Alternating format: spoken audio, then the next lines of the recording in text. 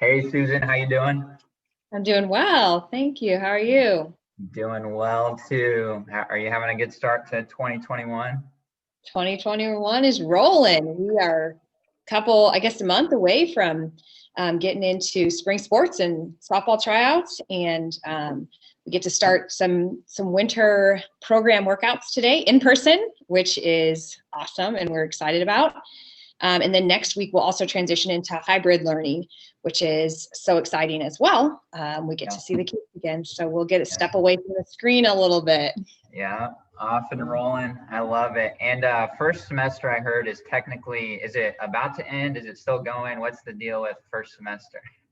Yeah, first semester, we're still in the fall semester. We are, final week is this week. So kids will be taking finals through Friday. Friday will be their last day of fall semester. And then we'll start spring semester next Tuesday. Wow. I know, long semester. We never see it, January 20 something. That's what I told them. I was like, okay, we're still in our fall semester. Yeah. And I was like, that's kind of sounds weird, right? Like we're end of January practically, and still talking about fall. And they're like, yeah. So it was, just a little bit of adjustment, but we're used to that now. Yeah, right. We're flexible these days. Nice. So I know you mentioned your teaching gig a little bit. Could you just quickly touch on your roles and responsibilities? Yeah, absolutely. So, I'm at Shawnee Mission Northwest High School, and I am teaching PE and health, and also the head volleyball coach and head softball coach at Northwest. So usually split about 3 sections of health and 3 sections of PE, and ranging from dual and individual sports to weights class, to team games, to individual fitness, all of the above. Very fun. And then health class is mostly freshmen. Underclassmen will get a couple seniors, but I get a good range of freshmen through seniors, which is also so much fun for me. And then volleyball will be in the fall, and then I have a little break in the winter, and then I start back up in the spring with softball. So, yeah, awesome. And how long have you been teaching and coaching? So I've been coaching for a while. This has been, I guess, my 5th year at Northwest, and second, third-ish year because of COVID, kind of weird, with softball. I've been coaching volleyball since I was very, very young, but high school level, since I graduated college. And then teaching just for a couple of years. I transitioned out of the fitness industry into education. So, yeah. Awesome, good stuff. And before you joined the coaching side of things, what did the playing side of things have in store for you? What did your athletic career hold? Yeah. So I was kind of raised, I was raised in a athletic family, and we just played sports growing up. I have 7 siblings, all 8 of us got athletic scholarships to play in college. So huge blessing. Absolutely. So in high school, I played volleyball, basketball, and softball. Decided to continue my athletic career playing volleyball in college. And so I accepted an academic and athletic scholarship to play at Benedictine College up in Atchison. So I played there. I was a setter. And then after that, got into coaching. Love it. That's awesome. So the siblings defied the odds. I think they say like 3% of high school athletes go on to play collegiately, and 100% of 8 kids in a family went on to do that. So really cool. Yeah, it was quite a feat, I think. And my parents always talk about it all the time, and they're like, how'd that happen? And we were like, God, that's what happened. Absolutely. So I guess which of your siblings would you say from a on paper standpoint had the best career? So 2 of them are still currently competing. And my youngest brothers are still playing baseball in college right now. My youngest sister, played at Cali County Community College. Yeah. Won a national championship there, and then went to Drury University and very successful there. So she has a championship ring. And I think my other brother also played baseball at Cali County, actually, and I think he has some hardware too from there. Yeah. So there's a lot of success, actually, and it's cool to just see like the difference in the gifts and abilities from each of the siblings, and how like the Lord used that to build people. So right. That's awesome. Always good to have a ring on the finger or a trophy on the shelf, especially a national one at a collegiate level. So that's awesome. We will certainly get back to some of your playing days, as well as coaching currently, teaching, and just a little bit more about your faith as well. But prior to doing that, I would love to just go a little bit below the surface right off the bat. And to do that, I just have these cards with me. They're called Big Talk questions. And they're a bit random, but just thought-provoking. So I'm just going to pull them at random and see what thoughts come to mind on your end. So we'll see if we get a good one. First question, what would you consider your greatest strength? Yeah, that is a good question. I think one of the strengths the Lord has given me is the ability to relate to people, build relationships with people. It's very easy for me to start conversations with people that I don't actually know. And I can find like connections that are just like the littlest thing. And it can just blow up into like a beautiful conversation. And I'm very grateful actually for that, that strength that the Lord has given me, because I can reach a lot of hearts that way. So I'd probably say that is one of my greatest strengths, is just the ability to relate to people, connect with people, and like have conversation, like just genuine, good conversation with people. Yeah, that's awesome. Would you consider yourself extroverted or not necessarily? I would say no, but I think people would disagree with me.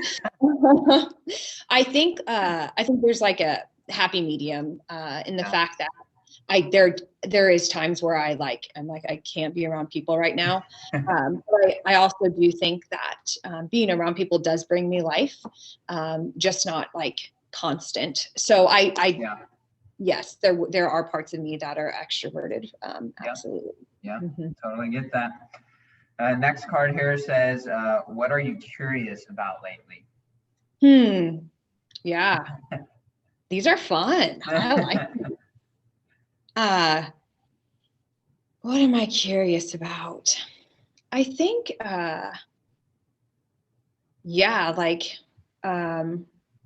what does it actually look like to like live out the life that the Lord wants for you, and like actual holiness, and is that like actually attainable for humankind, for us? And I like deep down, like heart level, I know it is, but my mind is like, hold on, like let me ask these questions before you like just dive into that. So yeah, I think that would be my biggest question, is like, what is like sainthood and holiness attainable? Yeah, absolutely. That's good. That is very very much something to be curious about. Who in your life would you say is a good example of holiness?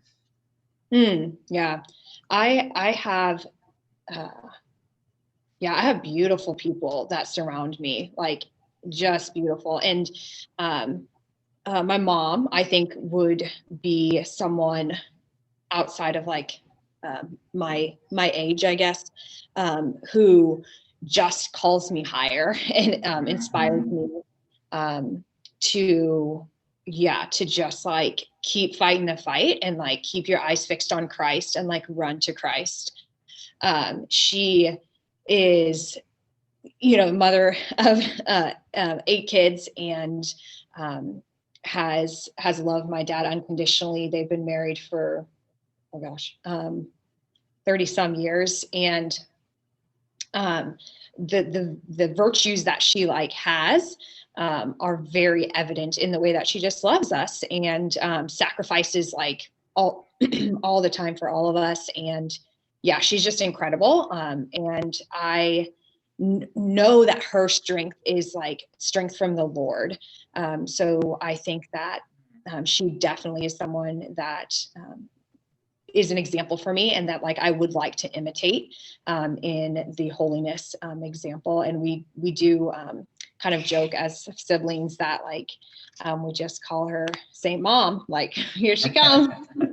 So like, yeah, there's very strong possibility that she will be a saint one day. So let's go. Very high words of your mom. That's super awesome. You're able to have that example and relationship in your life. And as you're saying, like her strength is definitely from the Lord and not of herself. And I just think about that verse that says, I am the vine, you are the branches, apart from me, you can do nothing.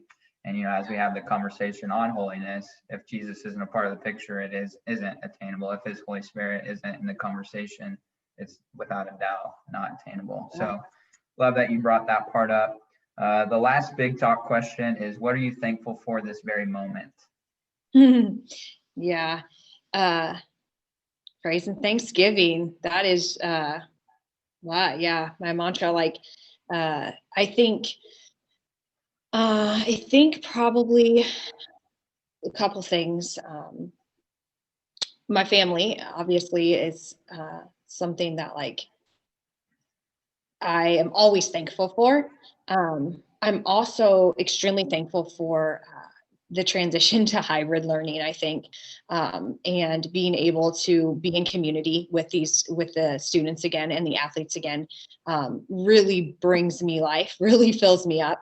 And not that like virtual didn't, but it's just different, and it's more of a challenge, especially to build relationships, which I love so much. Yeah. So that the transition of hybrid learning like on the horizon is something that I'm very grateful for. And I'm also grateful for, just the Lord, that he's steady with me. And even in times when like I'm not sure if he's working, I know that there's movement, and he's always moving. So just this like constant companion that I have in Jesus Christ is something that I'm extremely grateful for right now at this moment. Love it. Let's go. Awesome. Yeah. And to transition away from the big talk a little bit, I would say these questions continue to do excuse me. They are pretty big talk-esque questions, just life advice. So what's something, a key takeaway of yours from the COVID season that has been about a year now? Yeah. I think the key takeaway would be, I just constantly throughout COVID, I've experienced this, or I've witnessed this like intense fear of virus, right? And naturally, because it's real. There is a virus, and it is spreading, and it is real, and it is taking lives. But I constantly have like this saying that I would always say, and it's like, why, be fearful when you can be fearless in the Lord? And so, yes, like I take precautions, and I'm very respectful of all the different mask rules and 6 feet and everything. But I don't let like the fear of the virus like interrupt my life, I guess, because I know that the Lord is going to take care of me. And if my death means like the revealing of Jesus Christ, that reveals him best, then so be it. If martyrdom means that I reveal Jesus Christ the best, then so be it. If a miracle, then so be it. So living like living in this fearlessness in Jesus Christ. That I think that's my key takeaway is just being able to just trust that like the Lord will take care of you, and taking care of you might look different than what we think it is. But he works everything for good. And so, yeah, just to allow myself to continue living without the fear overwhelming me, and try to bring some type of comfort to those around me too. Yeah, absolutely. And I think you continue to do a good job. And I know it's coming out in conversation because it's something you actually try to put to practice. But like you said, when you fix your eyes on the Lord, his perfect love will cast out that fear. Absolutely. And I've also heard it said that the more we revere God, the less we fear the world. And so it just goes back to, what is our foundation? Are we standing on that foundation? Or are we just getting lost in the circumstances? So Yeah. What is the best life advice you've been given? Oh, best life advice.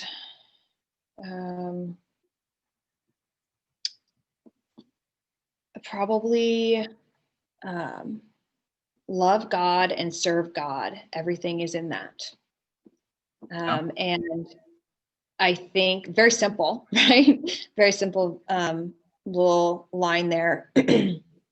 But like, if you're loving God and you're serving God, you're not thinking about yourself, and you are, thinking about building the kingdom for him and trying to increase just his name. So everything that you do is out of love for Jesus Christ, and everything that you do is to serve him. And the simpler the life advice for me, the better. So love God and serve God. Everything is in that, was something that just like stuck with me. And it's very easy for me to like grasp onto and hold on to, and like with me from day to day, and keep it like in the forefront of my mind. Yeah. Absolutely.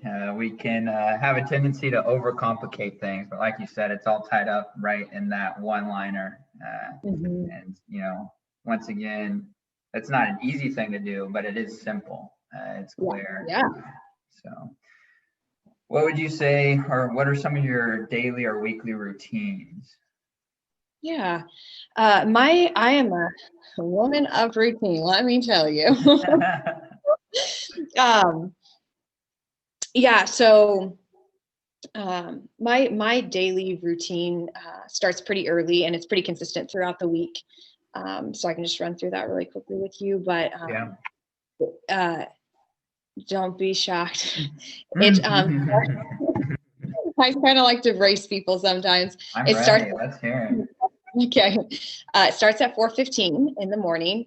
And I have a Magnificat. It's kind of like a little mass booklet, and it has a morning prayer. So I'll just go through morning prayer.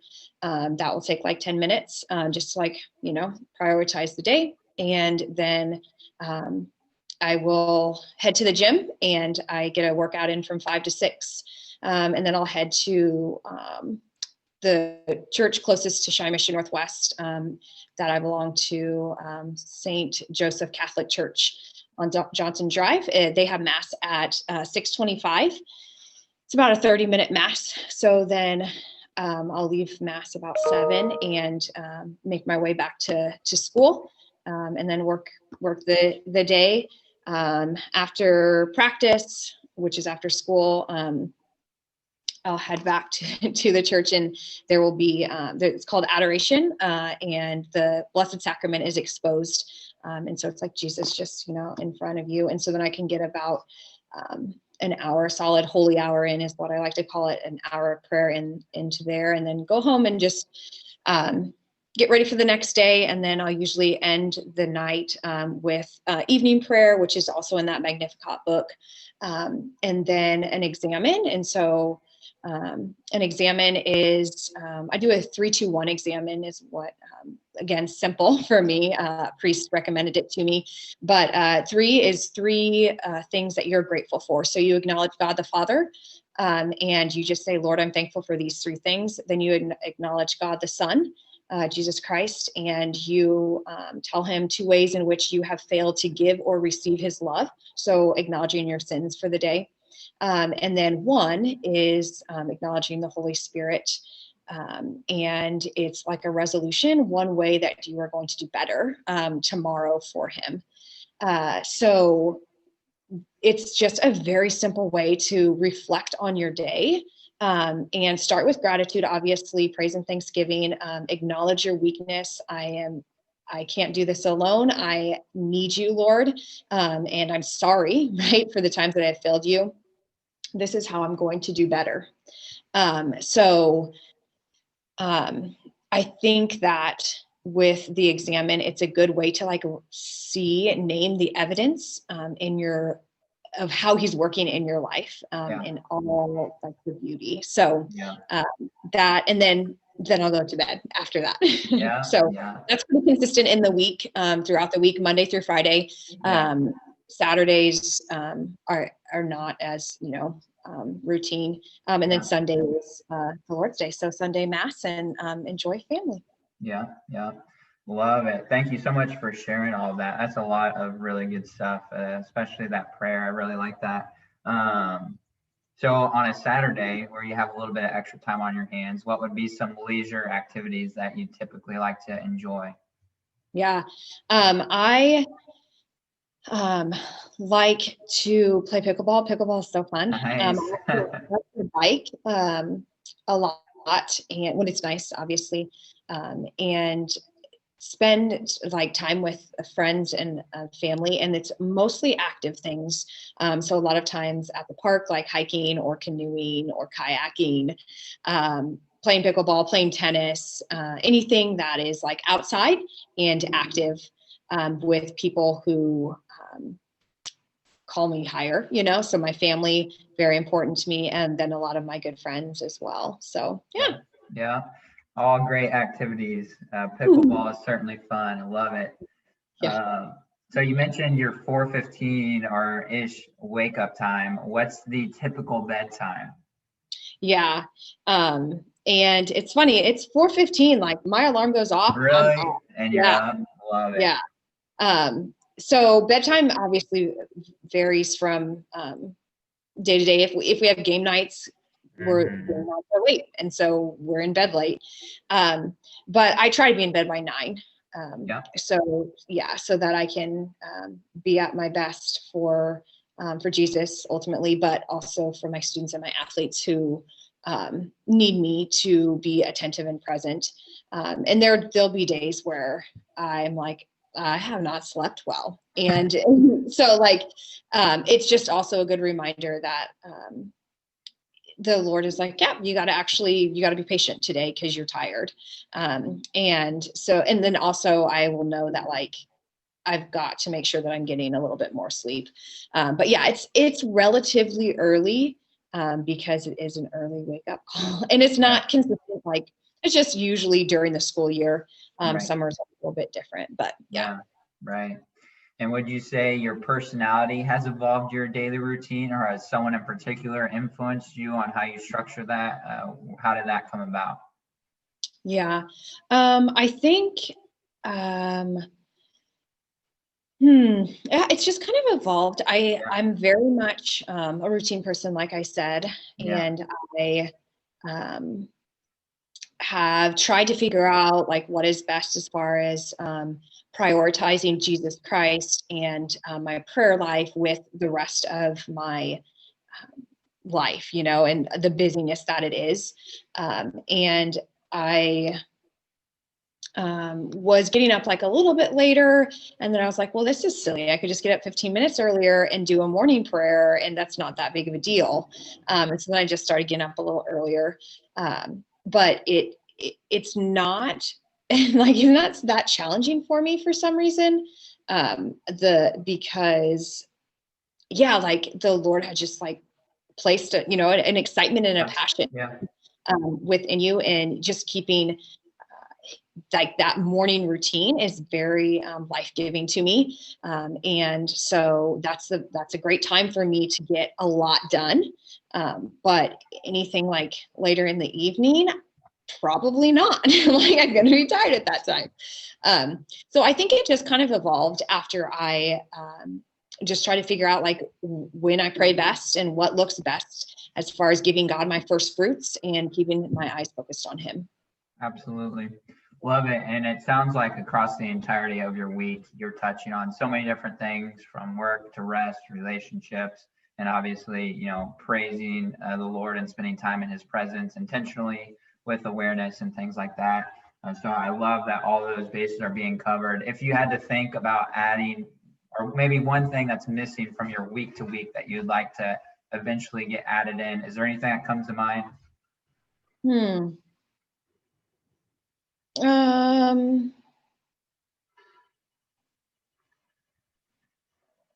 I mean, an off day would be nice. Yeah. Right. I always say like 4 days of work and 3 days, which was like this last weekend, is like a good balance, I think. So, I mean, honestly, more rest. Yep. And I like literally have to challenge myself to rest sometimes. Yeah. Because I just have a lot, like I'm doing a small group, I'm leading small groups. I'm in a coach's Bible study. I'm doing FCA. I'm just doing these different things, and they're beautiful and they're holy. And then sometimes the Lord's like, just rest. And I'm like, oh, right. Okay. So, yeah, I think that it almost maybe the opposite, maybe like take something out of my schedule, so that I can just like leisure, because leisure is holy too. And so maybe that is what I would add into it, is leisure, which would take some type of work out. Right. Great reflective answer, just in a matter of seconds. So I love that. So shifting a little bit more to the coaching side of things, what drives you as a coach? Yeah. That also has changed throughout my coaching years, obviously, my 5 years, especially as a head coach. But as my relationship with Christ has grown, and been challenged and been threatened, I think how I coach changes as well. But I coach so that the girls can see the face of Christ. And if I am, their only person that they ever see like Jesus in, then I need to be a good imitation of Jesus Christ for them. So that's ultimately the reason I coach. And I also want to serve God and love God through my coaching.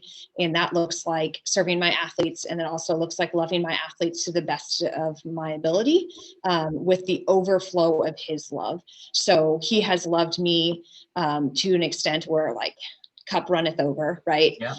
So from that overflow of love, I can give and love my athletes that way, build them into like strong young women who know their worth and know that they're actually very beautiful and they're very talented, even if they're not the starter or even if they aren't doing what they want.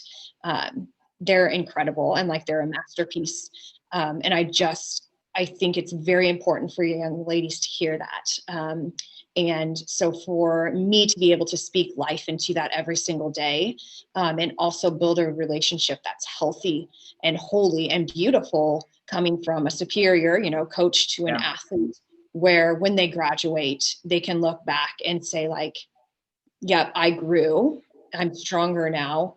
And I want to be more for Jesus Christ. And even if they don't know they want to be more for Jesus Christ, there's this ache that like calls them higher, which is, the Holy Spirit in them.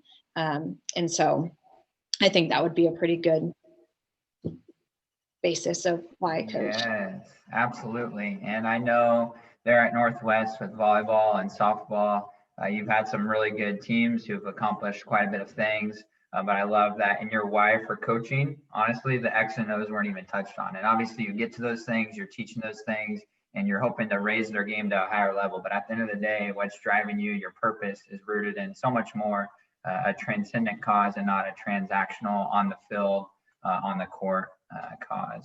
So I love that. How would you say maybe 2 to 3 examples of how you strive to live out your why of coaching? Yeah. So my biggest thing is that the girls feel the overflow of love from Jesus Christ. And a lot of times they may be getting that at home, they may not. And there's certain athletes that absolutely are not getting it at home or at school. So I will be very intentional with letter writing, actually. I will write my athletes letters before game days, before the season, after the season, and just speak life into them, encourage them, tell them that I'm like so happy that they're on my team and I'm proud of them. And I'm excited for like all the things that they can do. And it's amazing, like what that can do for an athlete. I also am very intentional with them as a group in the fact that like at the end of practice, we talk about like how we can become better and what that looks like. Our motto for last season was be better. And we wanted to be better than last year, obviously, and our season, right? Record wise and all that. But we also want to call the girls higher. So we want them to be better daughters. We want them to be better Christians. We want them to be better friends and sisters and girlfriends and granddaughters, just be better students. And so we would talk about like ways that we can be better. And after those, those conversations with them, and I'd say, okay, we need you all back here tomorrow, safe and sound, because we love you and you're important to us. So like, I just like, we'll just straight up tell them that it's the choices that they make are important and you are important. So please make smart choices. Good reminders. Yeah. So I think those two would be probably the most tangible ways that I can let the girls know that they're loved. And then another way is I'll go and watch their other sporting events that they go to. So they, whether, it's soccer or it's track and field or whatever, just so that they know, oh, like Coach Specht doesn't just care about me as a volleyball player. She actually cares that like I'm succeeding on the soccer field too. So just trying to be involved in all of their life and not just when they step on the court for me or on the field for me. Yeah. Love it. Thank you for sharing those. And I think, like you said, be better. And honestly, as coaches, similar to what we just talked about, there's 3 dimensions that you have an opportunity to impact in the lives of your athletes. And physically, X and O's, every coach should be doing that. And if not, they're probably going to be out of job. And then second dimension is the mental, emotional. And then the third is the spiritual. And so at the end of the day, if you want to maximize your players and yourself being the very best you can be to be better, you want to be excellent in all 3 dimensions. You want to be coaching, strategizing in all 3 dimensions. And I think those are great examples of how you can coach in 3 dimensions. I know in the past, I think you shared with me one other that maybe you hadn't mentioned here. Don't you guys at some point in time put like a poster in the locker room of certain players? Is that correct? Yeah. We did athlete of the week. And so this was about them just as a person, like their favorites, what their favorite TV show was, what their favorite ice cream is, their favorite food, favorite color. And so it was just, more of them as a person in the fact that like, hey, we see you as a person, not just our athlete. And people would walk by and be like, oh, who's the player of the week this week? And see someone and be like, oh my gosh, I didn't know she liked chocolate ice cream. I do too. And so it would make them like a little bit connections between the athletes as well. Another great example. I love that. So now shifting a little bit over to talk about your faith. How would you say your faith has evolved over the years from childhood to adulthood and now something that you stand on? Yeah. So I am what I like to call a cradle Catholic. So born into the Catholic faith. My parents are both Catholic, and so raised in the Catholic faith, baptized as an infant, received First Communion, and then confirmed in the Catholic faith in 8th grade, and went to a Catholic college. So raised, going to church on Sundays, knew of Jesus Christ, knew that he was our Savior, and he is taking care of us and he loves us. But that was kind of the extent, in the fact that he was there when I needed him, and my life was fine. My life is great. So I went to college, went to a Catholic college, and I remember thinking, people are very Catholic here, like extremely Catholic. And I was like, I'm not that person. Like, I was kind of like, whoa, this is a little bit too much for me. But I just, I went to school to play volleyball, and met some of my best friends there, was very successful and had a great time. And then I graduated from college and never fell away from the faith, praise God, probably because it had something to do with the fact that I was a Catholic college. So everyone was just going to church, like just what we did. And my volleyball schedule allowed for Sundays to still be a day of worship. So that was great too. So then I just continued with my faith, but again, no like real relationship with Jesus Christ, until I had a circumstance happen mid-20s, couple of years after college, where the rug was kind of just ripped out from underneath my feet. And I was in a place where I couldn't do it on my own. And I had great counsel around me, great friends around me, people who loved me. But that they weren't enough. And I was so desperate for healing, and so desperate for just to feel whole again, that I had nowhere else to turn except for Jesus. And so it was that point in my life where I was able to actually build a relationship with Christ and actually communicate with him and say, this is where my heart is, and where are you? And actually question, and then let him respond, and actually love me back together. So praise the Lord, for that circumstance that has gotten me to the place where I can stand today, as just, like a fearless warrior for Jesus Christ. Absolutely. And so I think I've always been a Christian, I've always been Catholic, and I've always known Jesus Christ, but I haven't been able to say that I actually have a relationship until post-college. And now it's very hard for me to allow anything something comes close to Jesus. And I'm like, nope, you've got to keep your distance because there'll be different things that want to compete, with Jesus Christ. And I just am that's not something that I'm willing to waver on, because he actually has done everything for me, and he has actually healed me in a way that nothing of the world could heal me. So it was just a couple different circumstances that got me to where I am today. Right. Absolutely.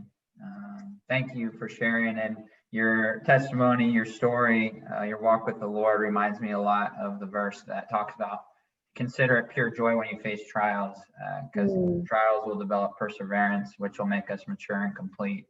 And ultimately, we know that mature and complete is anything that is good, is of the Lord. And so the best thing for us is to be more closely aligned with his image and to best reflect his image to those in our circle of influence. And I hear that in your story, and I see that in your story from our interactions, relationship, and then obviously your coaching and teaching. I know you're making a large impact on so many lives of faculty members, as well in the lives of students and athletes. So it's awesome to hear your story and how the Lord's using all things so you may be mature and complete. So just to get back to coaching a little bit, then we'll talk about your playing days a little bit more, and then we'll wrap up with some rapid fire questions. So as far as coaching goes, you said tryouts are about a month away. What are you most excited for in this upcoming season? Yeah, I think, yeah, so we'll start March, a little over a month, I guess. March 1st will be our first tryout date. And I think I'm most excited for the excitement that the girls have, because their season was taken away from them last spring. And so the fact that like we're all excited to play and have a lot to look forward to, and almost there's like this gratitude to actually get to play this season, and that might only last for a day or 2 days. Who knows how long that will last? But I think the girls' passion for just like this spring season in general, I can feel it, and that's exciting. Yeah, absolutely. How would you describe your coaching style? Yeah, so I think I would describe myself as demanding, but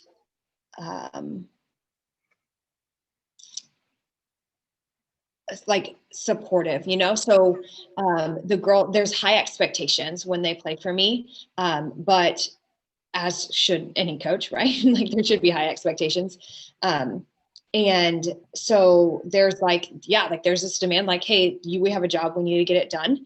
But also when you fail, like, okay, you failed and let's move on to the next one. So a balance between being supportive and positive and encourage like the failure, but also like these are your expectations. So your expectations are high. So in other words, you will probably fail, and that's okay. So good. And like you said, you would think most coaches would have high expectations, and often many of them do. But once again, some people tend to err on the side of having only high expectations without the support you're talking about. Mm-hmm. And vice versa, you can find a slim portion of coaches who are extremely supportive, but maybe aren't raising the bar for their athletes and challenging them and getting them as far as they could. So it's really important to have a good balance of those, and love that style of coaching. What would you say is one thing as a coach you'd like to grow in? Probably growth, just like growth mindset, knowing that there's always more to learn, whether that's about your athlete or whether that's about the game or some type of strategy, some type of technique, to never like be content and never just settle for, I know enough, or the way that I'm coaching is good. Like no one can really tell me that I need to change. So just, I always want to have like a growth mindset so that I can continue to be better. Yeah. Same with holiness and striving for sainthood. Like there's always this like you can do more, you can be more for Christ, you can be more holy. You're not perfect, and so like keep striving for more. So I think that's very similar with coaching. You can always find ways to improve, and so always keeping the growth mindset, probably. Love that. And with growth mindset, what would you say are some resources you go to for that sharpening, to sharpen your craft? Yeah, I have a lot of coaches that have been in the game for a long time, and reaching out to those coaches and just saying, hey, like this is a situation I'm going through right now. How would you suggest that I handle it? And or say like, I mean, just using the community around me is so impactful and also so encouraging to me, because I don't know everything, and I never will, and neither do they. But it's like the encouragement that comes from just like coaches helping coaches and working together for the betterment of everyone's athletes, is also just a testament to them as people, and also just community, and building community Yeah. So Right. the biggest thing is building relationships with coaches who have been in the game for a long time. Yeah. Yeah. Totally get that. And as far as I know, we talked earlier, you listen to some podcasts, so maybe it's not coaching related, maybe it is, but what are some podcasts or potentially books that you've read in the past that have had a great impact on you? Yeah. I think I have listened to mostly spiritual stuff, but it's crazy how the spiritual podcasts and books tie directly in, with coaching. So yeah, one of the best books I think that I've read a lot of Coach John Wooden books that, and he's a very strong Christian and also has his priorities straight and also wins games, right? So like he's a good person to follow. So his books, and then I have also read How to Be Holy, like the first steps in becoming a saint by Peter Kraft. And it is a very simple book that just says like, these are the things that you can do to love Jesus more. And I think that was a very impactful book for me, especially when I was going through some tough times.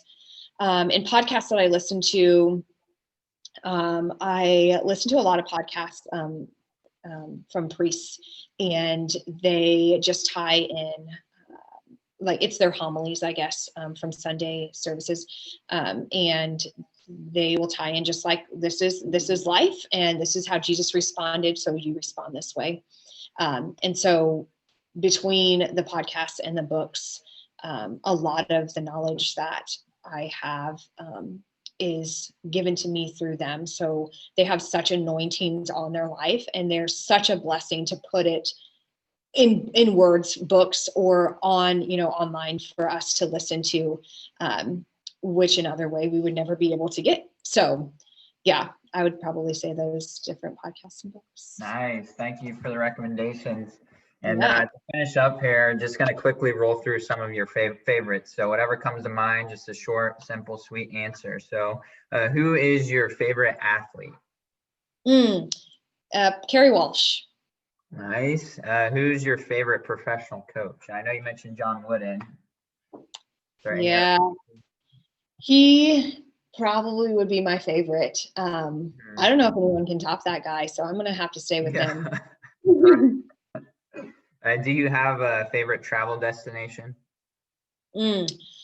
I enjoy Charleston, South Carolina. The Carolinas are beautiful. I've been there, but I would like to go to Hawaii. So yeah, absolutely. There we go. Right. Hawaii is a beautiful spot. I was lucky enough to go there about a year ago, and it was amazing. Oh, wow. So, yeah. Highly recommended. Okay. What's that? I said it's highly recommended. Yes, beautiful. What is your favorite refreshing beverage?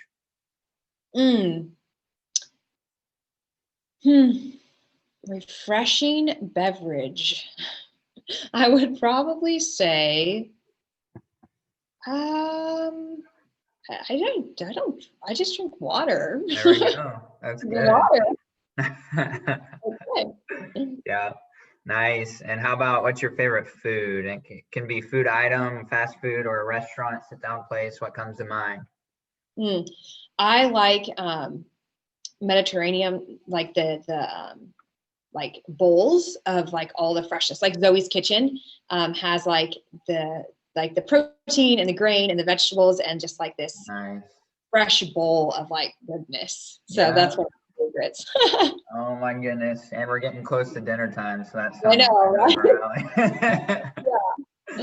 Yeah. Nice. Well, thank you for your time, Susan. Appreciate it. It was a lot of fun. Absolutely. Thank you so much. Of course. We'll talk to you later.